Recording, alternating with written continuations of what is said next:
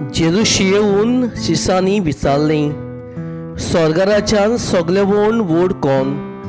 तेन्ना जेजून एका धाकटुल्या भुरग्याक आपोवन हाडून तांच्या फुडें ताका उबो केलो आनी म्हणलें, हांव तुमकां खरेंच सांगतां, तुमचें मन बदल्ल्या बगोर आनी तुमी नव्यान धाकटुल्या भुरग्या वरी जाले शिवाय सुर्गीच्या राज्यांत तुमी भितर सोदची नात.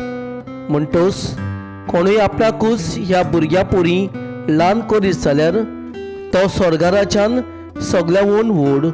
आनी असले एका धाकटुल्या कोण म्हज्या नांवान घेयीत जाल्यार तो म्हाकाच घेता.